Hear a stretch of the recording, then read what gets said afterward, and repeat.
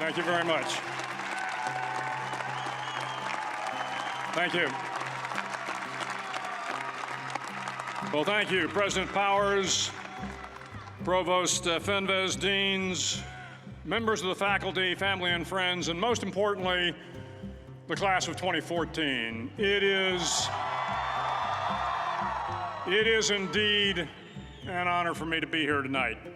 It's been almost 37 years to the day that I graduated from UT. I remember a lot of things about that day. I remember I had a throbbing headache from a party the night before.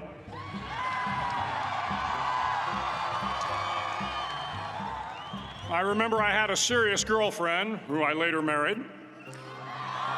That's important to remember, by the way. And I remember I was getting commissioned in the Navy that day. But of all the things I remember, I don't have a clue who the commencement speaker was, and I certainly don't remember anything they said. So acknowledging that fact, if I can't make this commencement speech memorable, I will at least try to make it short. So the university's slogan is, "What starts here changes the world." Well, I've got to admit, I kind of like it. What starts here changes the world. Tonight, there are almost 8,000 students, or there are more than 8,000 students graduated from UT. So that great paragon of analytical rigor, Ask.com, says that the average American will meet 10,000 people in their lifetime. 10,000 people, that's a lot of folks. But if every one of you changed the lives of just 10 people, and each one of those people changed the lives of another 10 people, and another 10, then in 5 generations, 125 years, the class of 2014 will have changed the lives of 800 million people. 800 million people. Think about it. Over twice the population of the United States. Go one more generation, and you can change the entire population of the world, 8 billion people. If you think it's hard to change the lives of 10 people, change their lives forever, you're wrong. I saw it happen every day in Iraq and Afghanistan. A young Army officer makes a decision to go left instead of right down a road in Baghdad, and the 10 soldiers with him are saved from a close-in ambush. In Kandahar province, Afghanistan, a non-commissioned officer from the female engagement team senses that something isn't right and directs the infantry platoon away from a 500-pound IED, saving the lives of a dozen soldiers. But if you think about it, not only were those soldiers saved by the decisions of one person, but their children were saved, and their children's children. Generations were saved by one decision, one person. But changing the world can happen anywhere, and anyone can do it. So what starts here can indeed change the world. But the question is, what will the world look like after you change it? Well, I'm confident that it will look much, much better. But if you'll humor this old sailor for just a moment, I have a few suggestions that may help you on your way to a better world. And while these lessons were learned during my time in the military, I can assure you that it matters not whether you ever served a day in uniform. It matters not your gender, your ethnic or religious background, your orientation, or your social status. Our struggles in this world are similar, and the lessons to overcome those struggles and to move forward, changing ourselves and changing the world around us, will apply equally to all. I've been a Navy SEAL for 36 years, but it all began when I left UT for basic SEAL training in Coronado, California. Basic SEAL training is 6 months of long, torturous runs in the soft sand, midnight swims in the cold water off San Diego, obstacle courses, unending calisthenics, days without sleep, and always being cold, wet, and miserable. It is 6 months of being constantly harassed by professionally trained warriors who seek to find the weak of mind and body and eliminate them from ever becoming a Navy SEAL. But the training also seeks to find those students who can lead in an environment of constant stress, chaos, failure, and hardships. To me, basic SEAL training was a lifetime of challenges crammed into 6 months. So here are the 10 lessons I learned from basic SEAL training that hopefully will be of value to you as you move forward in life. Every morning in SEAL training, my instructors, who at the time were all Vietnam veterans, would show up in my barracks room, and the first thing they'd do was inspect my bed. If you did it right, the corners would be square, the covers would be pulled tight, the pillow centered just under the headboard, and the extra blanket folded neatly at the foot of the rack. It was a simple task, mundane at best, but every morning we were required to make our bed to perfection. It seemed a little ridiculous at the time, particularly in light of the fact that we were aspiring to be real warriors, tough, battle-hardened SEALs. But the wisdom of this simple act has been proven to me many times over. If you make your bed every morning, you will have accomplished the first task of the day. It will give you a small sense of pride, and it will encourage you to do another task, and another, and another. And by the end of the day, that one task completed will have turned into many tasks completed. Making your bed will also reinforce the fact that the little things in life matter. If you can't do the little things right, you'll never be able to do the big things right. And if by chance you have a miserable day, you will come home to a bed that is made, that you made. And a made bed gives you encouragement that tomorrow will be better. So if you want to change the world, start off by making your bed. During SEAL training, the students are all broken down into boat crews. Each crew is 7 students, 3 on each side of a small rubber boat, and 1 coxswain to help guide the dinghy. Every day, your boat crew forms up on the beach and is instructed to get through the surf zone and paddle several miles down the coast. In the winter, the surf off San Diego can get to be 8 to 10 feet high, and it is exceedingly difficult to paddle through the plunging surf unless everyone digs in. Every paddle must be synchronized to the stroke count of the coxswain. Everyone must exert equal effort, or the boat will turn against the wave and be unceremoniously dumped back on the beach. For the boat to make it to its destination, everyone must paddle. You can't change the world alone. You will need some help. And to truly get from your starting point to your destination takes friends, colleagues, the goodwill of strangers, and a strong coxswain to guide you. If you want to change the world, find someone to help you paddle. Over a few weeks of difficult training, my SEAL class, which started with 150 men, was down to just 42. There were now 6 boat crews of 7 men each. I was in the boat with the tall guys, but the best boat crew we had was made up of the little guys, the Munchkin crew, we called them. No one was over 5'5".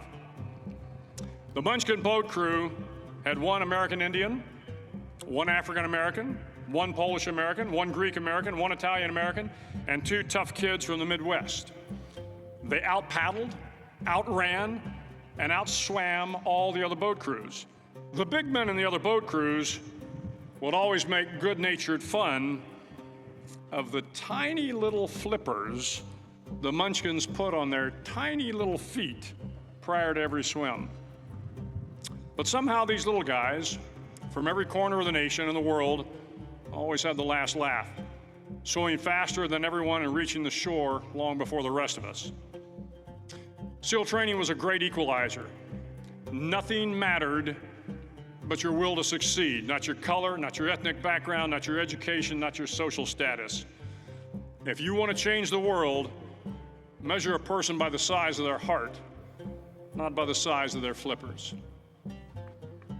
Several times a week, the instructors would line up the class and do a uniform inspection. It was exceptionally thorough. Your hat had to be perfectly starched, your uniform immaculately pressed, your belt buckle shiny and void of any smudges. But it seemed that no matter how much effort you put into starching your hat or pressing your uniform or polishing your belt buckle, it just wasn't good enough. The instructors would find something wrong. For failing the uniform inspection, the student had to run, fully clothed, into the surf zone, then wet from head to toe, roll around on the beach until every part of your body was covered with sand. The effect was known as a sugar cookie. You stayed in the uniform the rest of the day, cold, wet, and sandy. There were many a student who just couldn't accept the fact that all their efforts were in vain, that no matter how hard they tried to get the uniform right, it went unappreciated. Those students didn't make it through training. Those students didn't understand the purpose of the drill. You were never going to succeed. You were never going to have a perfect uniform. The instructors weren't going to allow it. Sometimes, no matter how well you prepare or how well you perform, you still end up as a sugar cookie. It's just the way life is sometimes. If you want to change the world, get over being a sugar cookie and keep moving forward. Every day during training, you were challenged with multiple physical events: long runs, long swims, obstacle courses, hours of calisthenics, something designed to test your mettle. Every event had standards, times you had to meet. If you failed to meet those times, those standards, your name was posted on a list, and at the end of the day, those on the list were invited to a circus. A circus was 2 hours of additional calisthenics, designed to wear you down, to break your spirit, to force you to quit. No one wanted a circus. A circus meant that for that day, you didn't measure up. A circus meant more fatigue, and more fatigue meant that the following day would be more difficult, and more circuses were likely. But at some time during SEAL training, everyone made the circus list. But an interesting thing happened to those who were constantly on the list. Over time, those students who did 2 hours of extra calisthenics got stronger and stronger. The pain of the circuses built inner strength and physical resiliency. Life is filled with circuses. You will fail. You will likely fail often. It will be painful. It will be discouraging. At times, it will test you to your very core. But if you want to change the world, don't be afraid of the circuses. At least twice a week, the trainees were required to run the obstacle course. The obstacle course contained 25 obstacles, including a 10-foot wall, a 30-foot cargo net, a barbed wire crawl, to name a few. But the most challenging obstacle was the slide for life.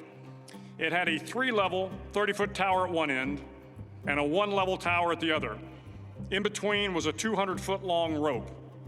You had to climb the 3-tiered tower, and once at the top, you grabbed the rope, swung underneath the rope, and pulled yourself hand over hand until you got to the other end. The record for the obstacle course had stood for years when my class began in 1977.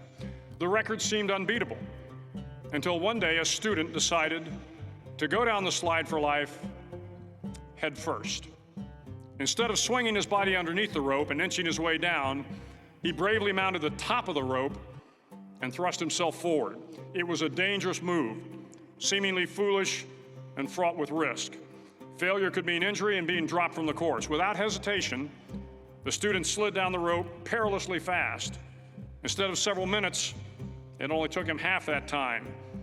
And by the end of the course, he had broken the record. If you want to change the world, sometimes you have to slide down the obstacles head first. During the land warfare phase of training, the students are flown out to San Clemente Island, which lies off the coast of San Diego. The waters off San Clemente are a breeding ground for the great white sharks. To pass SEAL training, there are a series of long swims that must be completed. One is the night swim. Before the swim, the instructors joyfully brief the students on all the species of sharks that inhabit the waters off San Clemente.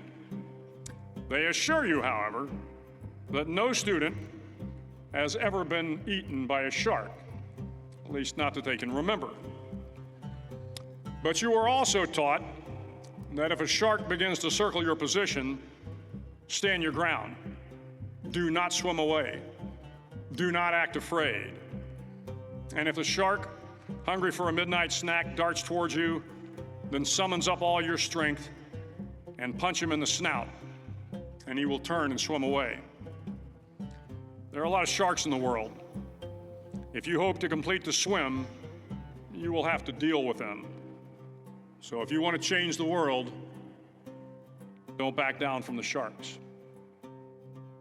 As Navy SEALs, one of our jobs is to conduct underwater attacks against enemy shipping. We practice this technique extensively during training. The ship attack mission is where a pair of SEAL divers is dropped off outside an enemy harbor and then swims well over 2 miles underwater, using nothing but a depth gauge and a compass to get to the target. During the entire swim, even well below the surface, there is some light that comes through. It is comforting to know that there is open water above you. But as you approach the ship, which is tied to a pier, the light begins to fade. The steel structure of the ship blocks the moonlight. It blocks the surrounding street lamps. It blocks all ambient light. To be successful in your mission, you have to swim under the ship and find the keel, the center line, and the deepest part of the ship. This is your objective. But the keel is also the darkest part of the ship, where you cannot see your hand in front of your face, where the noise from the ship's machinery is deafening, and where it gets to be easily disoriented, and you can fail. Every SEAL knows that under the keel, at that darkest moment of the mission, is a time when you need to be calm, when you must be calm, when you must be composed, when all your tactical skills, your physical power, and your inner strength must be brought to bear. If you want to change the world, you must be your very best in the darkest moments. The 9th week of training is referred to as Hell Week. It is 6 days of no sleep, constant physical and mental harassment, and one special day at the Mud Flats.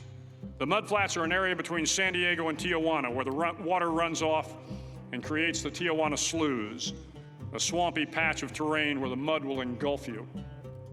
It is on Wednesday of Hell Week that you paddle down to the Mud Flats and spend the next 15 hours trying to survive this freezing cold, the howling wind, and the incessant pressure to quit from the instructors. As the sun began to set that Wednesday evening, my training class, having committed some egregious infraction of the rules, was ordered into the mud. The mud consumed each man till there was nothing visible but our heads. The instructors told us we could leave the mud if only 5 men would quit. Only 5 men, just 5 men, and we could get out of the oppressive cold. Looking around the mud flat, it was apparent that some students were about to give up. It was still over 8 hours till the sun came up. 8 more hours of bone-chilling cold. The chattering teeth and the shivering moans of the trainees were so loud, it was hard to hear anything. And then one voice began to echo through the night. One voice raised in song. The song was terribly out of tune, but sung with great enthusiasm. One voice became 2, and 2 became 3, and before long, everyone in the class was singing. The instructors threatened us with more time in the mud if we kept up the singing, but the singing persisted, and somehow the mud seemed a little warmer, and the wind a little tamer, and the dawn not so far away. If I have learned anything in my time traveling the world, it is the power of hope, the power of one person, a Washington, a Lincoln, King, Mandela, and even a young girl from Pakistan, Malala. One person can change the world by giving people hope. So if you want to change the world, start singing when you're up to your neck in mud. Finally, in SEAL training, there's a bell. A brass bell that hangs in the center of the compound for all the students to see. All you have to do to quit is ring the bell.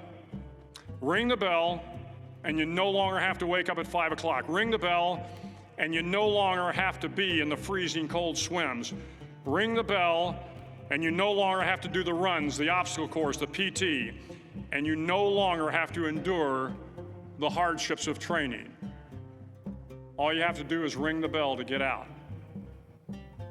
If you want to change the world, don't ever, ever ring the bell. To the class of 2014, you are moments away from graduating, moments away from beginning your journey through life, moments away from starting to change the world for the better. It will not be easy, but you are the class of 2014, the class that can affect the lives of 800 million people in the next century. Start each day with a task completed. Find someone to help you through life. Respect everyone. Know that life is not fair and that you will fail often.